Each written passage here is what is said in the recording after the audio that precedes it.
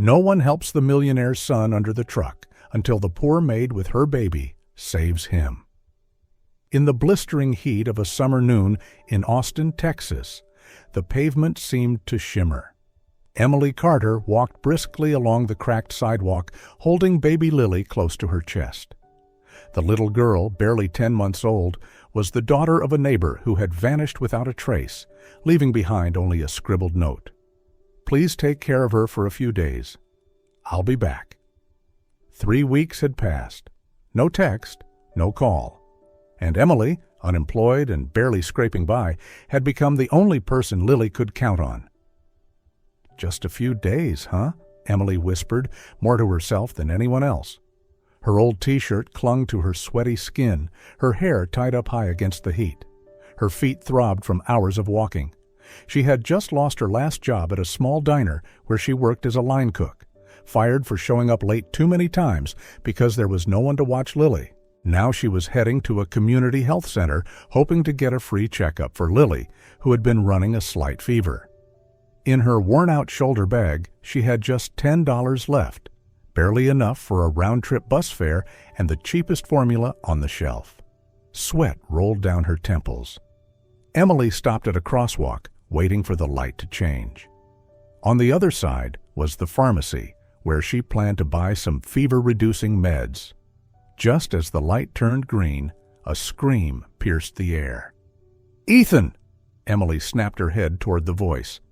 A little boy, about 6 years old, had stumbled into the busy street. His small legs buckled under him, right in front of a speeding truck, trying desperately to stop. Everything slowed down. People on the sidewalk froze. Emily didn't think. She held Lily tighter and ran. Her legs stretched to the limit, breath ragged, sun beating down on her face. She dove forward, grabbing the boy and yanking him out of the truck's path just seconds before it screeched to a halt. Tires screamed. Burnt rubber filled the air. People gasped. Emily crouched on the ground, holding the sobbing boy in one arm, Lily in the other. He clung to her neck like a lifeline. "Mama!" he cried. "You're okay now. You're safe," Emily whispered, her heart pounding wildly. A tall man rushed over, panic etched deep on his face, white shirt, crooked tie, brown eyes wide with fear. "Ethan!" He dropped to his knees and pulled the boy into his arms, then looked at Emily, voice choked with emotion. You saved him?"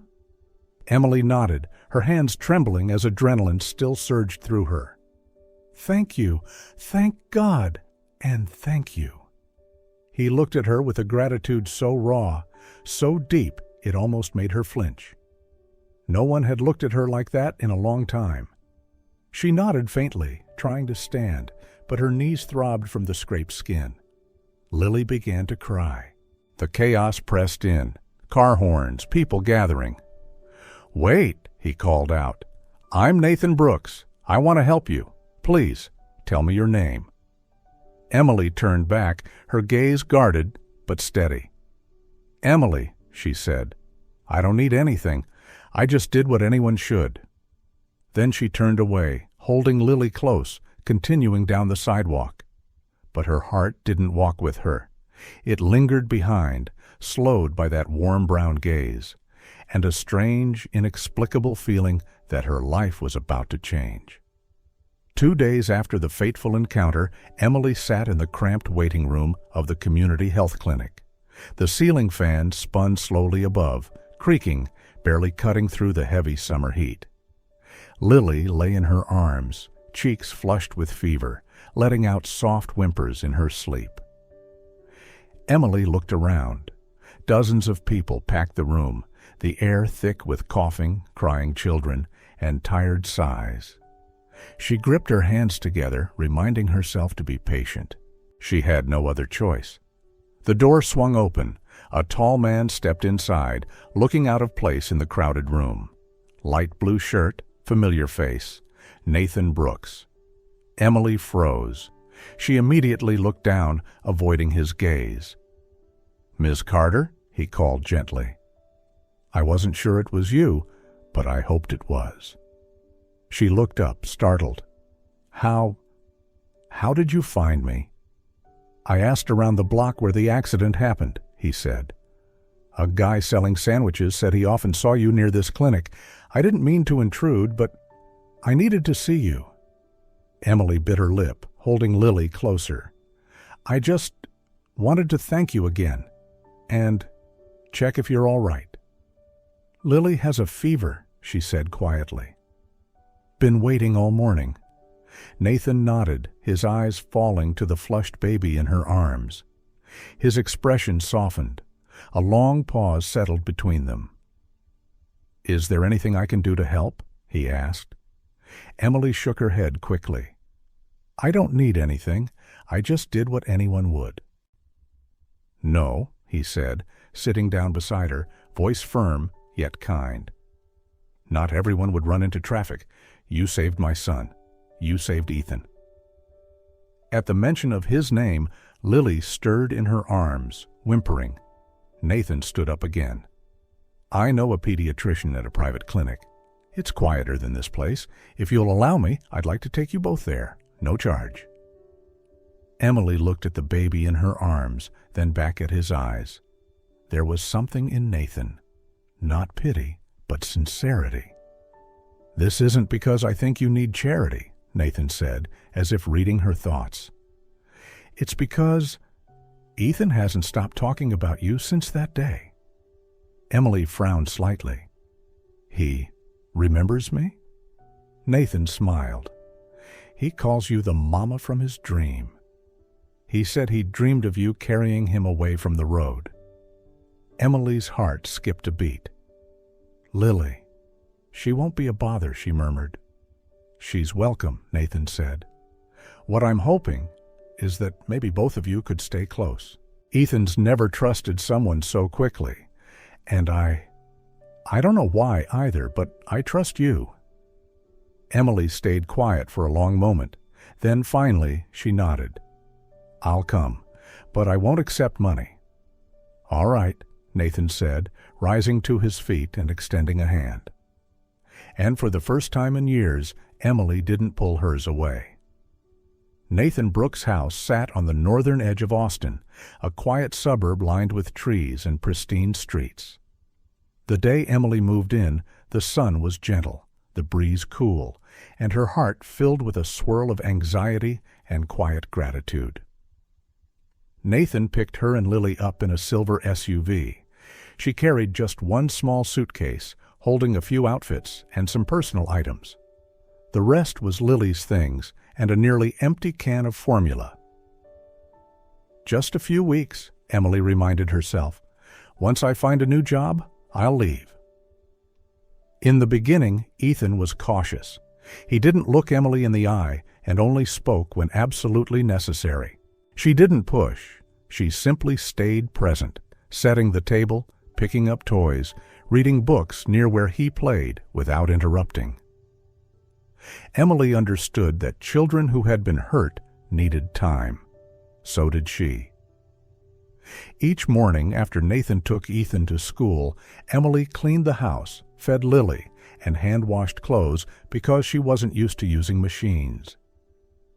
She didn't quite fit into the spotless perfection of the home, but her quiet simplicity slowly made the house feel real again. One rainy afternoon, Ethan caught Emily reading an old picture book to Lily. She used silly voices, exaggerated sound effects. Lily giggled uncontrollably. Ethan lingered at the doorway, then silently stepped in. "Can you read the dinosaur part?" he asked softly. Emily looked up and smiled. "Of course." From that day on, the boys started sitting closer. First just for story time, then to help set the table, bring Lily her diapers, even wipe down surfaces. No one asked him to do anything, but he chose to. And Emily always thanked him as if it were the most important thing in the world. Nathan noticed from afar. He saw his son laughing more, having fewer nightmares. He saw Emily's patience, her gentleness, the way she never demanded anything, only offered. And he started to realize he was noticing her more than he should. That afternoon, when Ethan came home from school, he ran straight into the kitchen, where Emily was preparing dinner out of habit. "It's you!" he cried. He hugged her so suddenly she nearly dropped the spoon in her hand. Emily laughed, ruffling his hair. "Hi, Ethan. You're really here?" "Yes, just for a few days." "Can you stay forever?" The question caught her off guard. Nathan stood quietly by the doorway, watching the light in his son's eyes, a light he hadn't seen in 2 years. That night, for the first time in months, Ethan finished his entire plate. He talked about school, his new robot toy, and laughed freely. Lily sat in her high chair, babbling every now and then, and Emily, though she tried to keep her distance, couldn't deny the peaceful feeling blooming in her chest. Nathan watched from across the table. He wasn't used to this kind of warmth, the clinking of silverware, the laughter, the smell of grilled meat filling the kitchen. Before, this house had been quiet. Now, every corner felt alive. Later that night, when the house had gone still, Emily stood on the back porch, staring at the stars. She didn't belong in this world. She knew that, but for the first time in years, she felt safe. It had been 3 weeks since Emily moved into Nathan's house. Everything was going smoothly, so much so that she often had to remind herself, "This is just a job. This isn't your family." Even if Ethan called her Miss M, even if he refused to sleep unless she read to him, even if Nathan sometimes smiled when he saw her and Lily napping on the couch. It was all temporary. She came here for an opportunity, and she would leave, just like she always did. But her logic was slowly losing ground to the little things. One morning, Ethan handed her a drawing, 3 people holding hands under the sun. He beamed as he explained, "That's Dad, that's me, that's you, and that's baby Lily." Emily didn't know whether to laugh or cry. Her heart clenched. And again, the familiar question echoed inside, "What am I doing here?" Every night after tidying up, Emily sat in her room beside Lily, replaying the past she tried so hard to forget. She once had a family. Her parents died in a car accident when she was 17. Then came a rushed marriage, betting everything on a man who seemed like salvation. He betrayed her, left her with debt and a broken heart, running off with another woman. Emily was left with nothing, no job, no degree, no future. Since then, she'd only survived. No hopes, no dreams. Until this house, once so cold, started echoing with children's laughter. And someone's gaze made her feel seen again. Nathan couldn't explain what he felt either. He found himself lingering longer in the kitchen, asking Emily questions that didn't matter. He realized he was memorizing the scent of her cooking, the way she held Lily, the way she gently stroked Ethan's hair when he was sad. He hadn't named the feeling yet, but it felt peaceful, safe, something he hadn't known since his wife passed away. One night, Ethan suddenly came down with a high fever. His little body trembled, face flushed, lips dry and breathing fast. Emily noticed first. She rushed to cool him down, using wet cloths, coaxing him to sip water. Her eyes showed panic, but her hands were steady, her voice calm, like a real mother. Nathan arrived after Paul alerted him. He saw Emily cradling Ethan in her arms, whispering prayers through teary eyes, rocking the boy gently. "I'll call an ambulance," Nathan said. "No need," she replied. "It's a viral fever. I know how to handle this. But could you help me with Lily?" He nodded, and for the first time, he wasn't the one in control. He was following someone else's lead. That night, Emily never left Ethan's side. She changed the cloths, checked his temperature, sang softly when he whimpered in sleep. Nathan sat in the corner, watching, a woman with no blood ties, but a heart fully poured into his son. And in that moment, he realized something clearly. His feelings were no longer uncertain. Since the night Ethan had that high fever, all the invisible walls in the house had crumbled. Emily no longer felt like an outsider. She wasn't trying to fit in anymore. She had become part of something. Ethan laughed more. Nathan came home earlier. Lily slept more peacefully. Everything felt so natural, so gently warm, it scared Emily more than she wanted to admit. Because nothing in her life had ever lasted. Happiness, for her, had always been a shadow, just out of reach.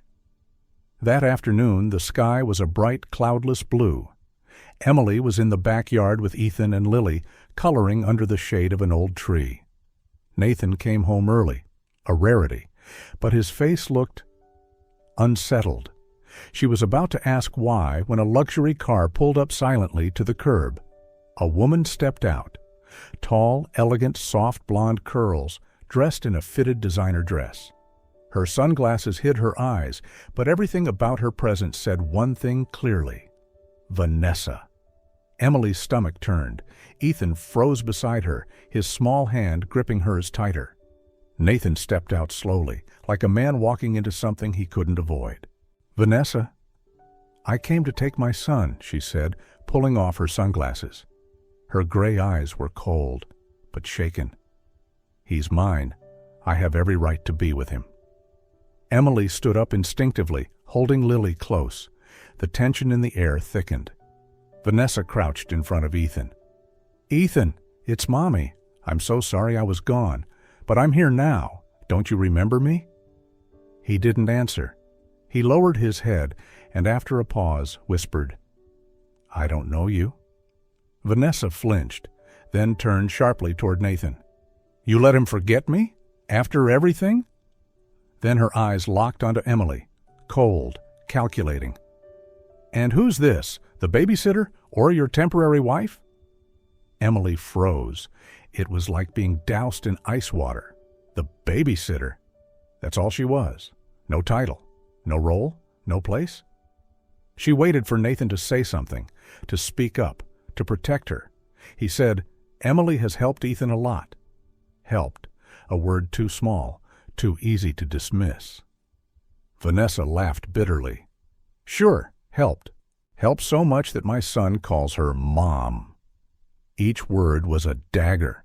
Emily could handle poverty, rejection, being looked down on. But to be cast out from a place she had poured her heart into, that broke her in a place she didn't know existed. And the worst part? Nathan's silence, not from malice, but from weakness. He hadn't stood beside her, not when it truly mattered. Emily nodded. I understand. She turned inside, packed in silence. Not much, just a few clothes, a couple of Ethan's books, and Lily's half-empty bottle. Every item she placed into the bag felt like tearing a piece of herself away. Lily slept soundly. She had no idea she was about to leave the safest place she'd ever known. Ethan stood at her door, red-eyed, trembling. Don't go. You said you'd stay. Emily knelt down, hugging him tightly. I'm sorry, Ethan, but sometimes we have to leave, even if we don't want to. I don't need my birth mom, he whispered. I need you. Emily bit her lip so hard it bled. She kissed his forehead, her voice cracking. I need you too, but I don't get to choose.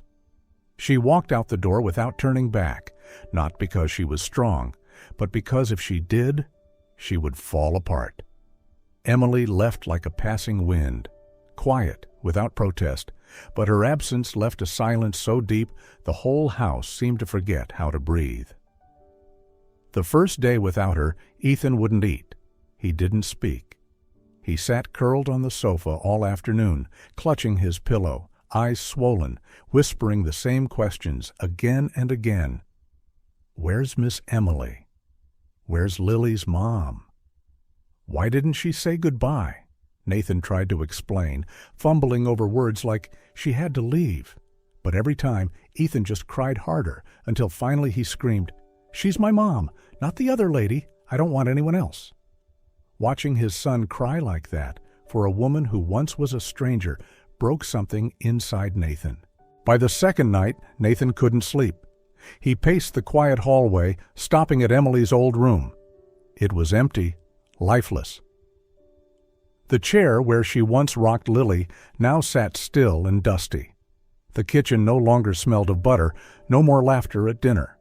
The house was back to what it used to be, quiet, spotless, perfect, and painfully hollow. Nathan stood in the living room, hands clenched, eyes damp. He had let the one person who gave this home its soul walk away. The one who made Ethan smile again.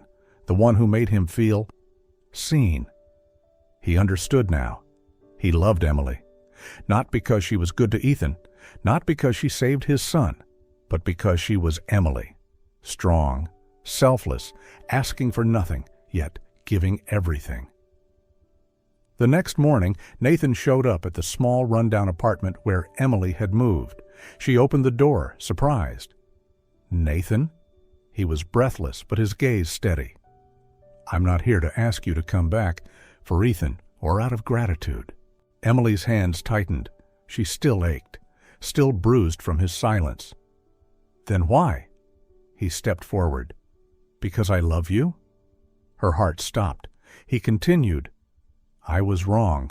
When you needed me to speak up, I froze. I was scared. I wasn't ready. But now I know. If I don't have you in my life, then none of this matters."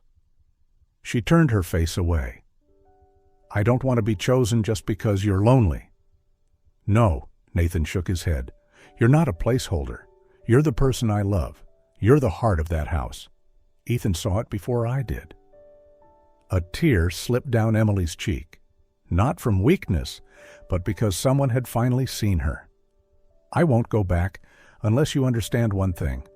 I don't need to be rescued. I need to be loved." Nathan smiled softly. "I promise, if you come back, you won't be a guest. You'll be the one who helps me rebuild. From the start, for real, for Ethan, and for Lily." Emily looked at him for a long moment, then nodded. "Then let's start over. Together." When Emily returned to the Brooks house, the rain had just stopped. The air smelled of renewal. No words were needed. No apologies. No dramatic reunion. Just Ethan's tight hug at the door, Lily's cheerful mama from Nathan's arms, and the look in his eyes, steady, certain. This time she wasn't coming back as a guest. She was coming home. At first things felt unfamiliar again. Emily still woke early, still stepped aside instinctively. But slowly, the ordinary rituals, morning coffee, bedtime stories, shared glances over the kids, reminded her she wasn't just in the house. She was of the house. And for the first time in her life, she wasn't guilty for being happy. Nathan didn't shower her with words, but he always showed up. He handled Lily's bottles, picked up Ethan from school, and never forgot to ask, "You okay today?" She realized love wasn't always poetic. Sometimes it was someone remembering you like your tea cold. One breezy afternoon, Emily was hanging laundry in the backyard when Nathan came over holding a small box. His hair was tousled by the wind, and his eyes carried something deeper than any speech. No kneeling, no roses, no music playing, just him opening the lid. Inside was a simple silver ring, unadorned, like her life. No wedding, no crowd, just say yes, and it's everything. Emily froze. The promises she'd heard before, the empty vows, they vanished, because this one didn't promise the world. It promised a home. "Yes," she said without hesitation. They weren't perfect. Some nights were rough. Lily had fevers. Ethan threw tantrums. Emily cried over nursing exams. But unlike before, this time she wasn't fighting alone. With Nathan's support, she enrolled in evening classes to study pediatric nursing, a dream long buried. He wasn't just cheering her on, he was her partner. He adjusted his schedule, tucked in the kids, cooked when she had long nights, and left sticky notes on the fridge. "I'm proud of you." Each small act built her courage. She wasn't just surviving anymore. She was dreaming again. One night, as they all watched cartoons, Ethan burst out, "I think our family's the best family in the world." Emily leaned into Nathan's shoulder. They exchanged a glance, quiet, full of meaning. Because family wasn't blood. It was the place where your name isn't questioned, where you can start over without being reminded of where you came from. And in that once empty house, now filled with giggles, whispers, and quiet strength, two broken hearts had learned to rebuild. Together. Since the day Emily returned, the house was no longer just a place to stay. It had become a true home, a place where every person had a place, a reason, and a heart to return to. But sometimes, to build something new, you have to let go of what once was, even if it used to be a part of you. A few months after Emily and Nathan's quiet, heartfelt wedding, Vanessa came back. This time, there was no anger, no accusations. She entered like someone who had traveled too far, too long, and was finally ready to put the burden down. "I'm not here to fight," she said softly, when the three of them sat alone in the living room. "I'm here to say, I'm ready to let go." Nathan looked up while Emily sat quietly, hands clasped in her lap. Vanessa continued, "Ethan doesn't need a mother who shows up and disappears. He needs someone who's there, every morning, every night. And I can't be that anymore."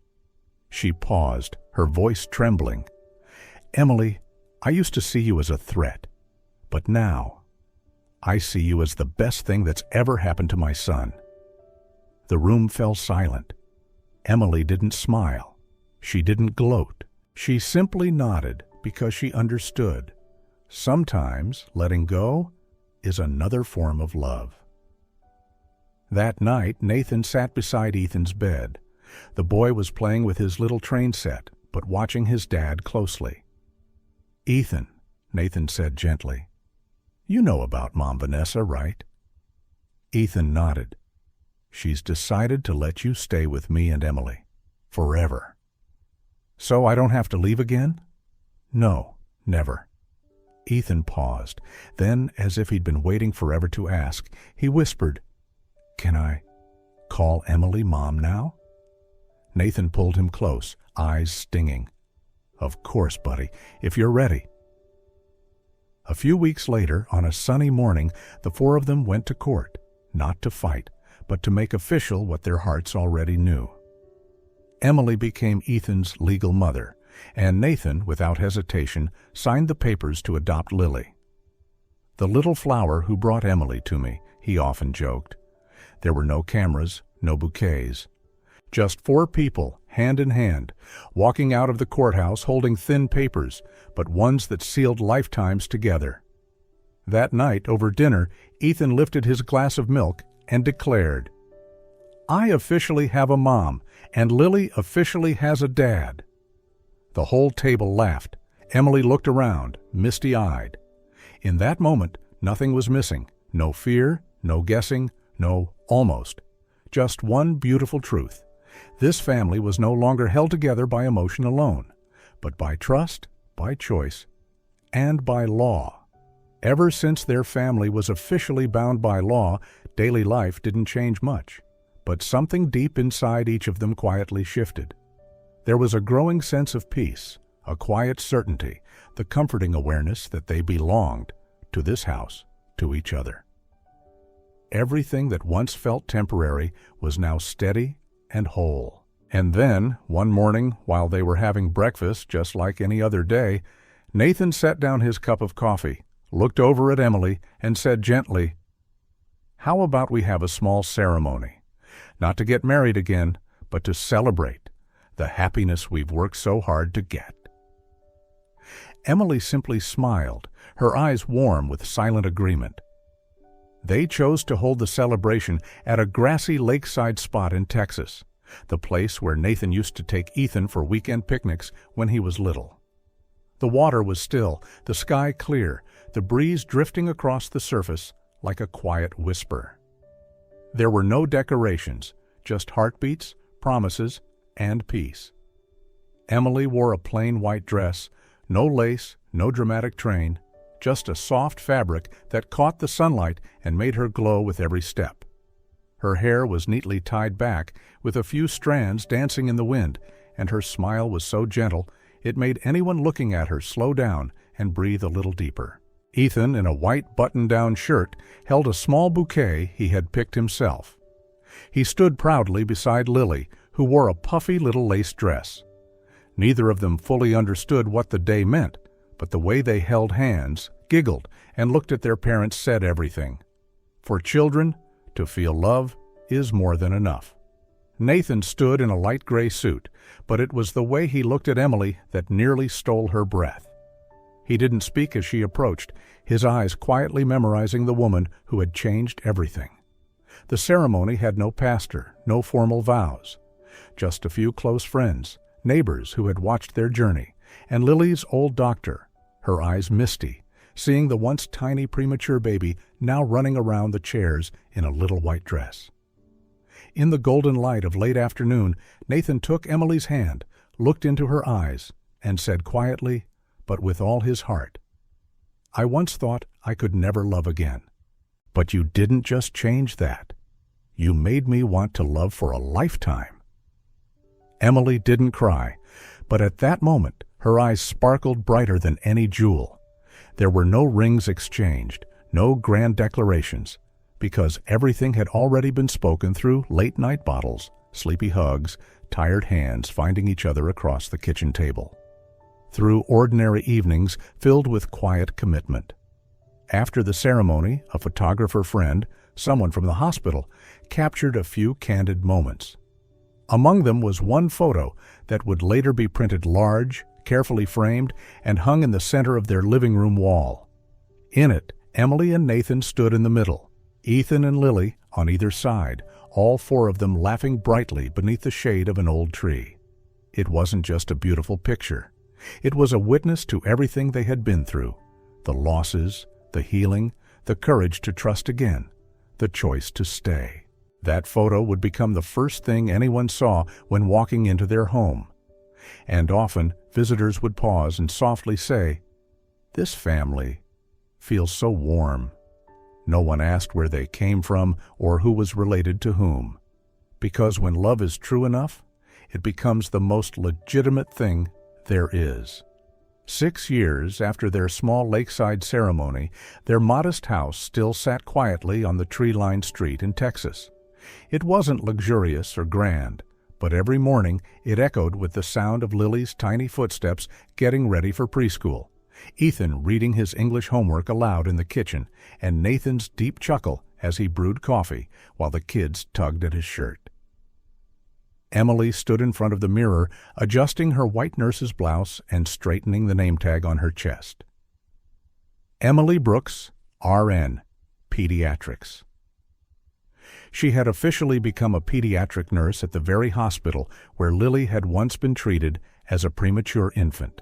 6 years of studying, working part-time, learning to be a mother, a wife, all wrapped into this one quiet moment as she stepped out the door, receiving a soft kiss on the cheek and a cheerful send-off. "Good luck, Mama." Ethan, now in 5th grade, was thriving, bright in every subject, curious about science, and fiercely protective of his little sister. He was no longer the boy who used to sit by the window, crying for someone who might not come back. He had grown into the heart of the family, and Lily, though once fragile, had grown strong, joyful, and a bit mischievous, often tying the whole family together with her innocent remarks and spontaneous hugs. Life wasn't without challenges. There were nights when Emily's shifts ran late, times when Ethan stumbled on a test or Lily got sick midweek, but no one faced anything alone anymore. They had grown used to sharing time, burdens, fatigue, and hope together. One lazy weekend afternoon, the family decided to clean out the storage closet. As Emily sorted through an old box filled with baby clothes and keepsakes, her fingers paused at a familiar item, a tiny hospital wristband, the one Lily wore the day she was born. She sat down slowly, holding the delicate piece of plastic in her hand as a wave of memories washed over her. Every moment they had gone through, the fevered nights, the cold stare from Nathan's ex-wife, The empty hallway the day she left, the tears in Ethan's eyes when she returned. It all played back like an old film in her mind. And then she remembered that very first moment, on a dusty roadside, when she had run toward a child she didn't know, pulled by nothing but instinct and a heartbeat. Back then, she believed she was saving someone. But now she knew. It was also the moment her own life was saved. She smiled gently, holding the tiny band close to her chest, then looked up to see Nathan with Lily riding on his shoulders, while Ethan was dragging him toward the bookshelf to reorganize it. Again, she needed nothing else. Love hadn't come like a miracle. It came as a choice, made each day, through every scar, every soft word, every act of forgiveness. And as she watched them, her heart whispered, "True love isn't when someone rescues you from your story. It's when someone steps into it and stays."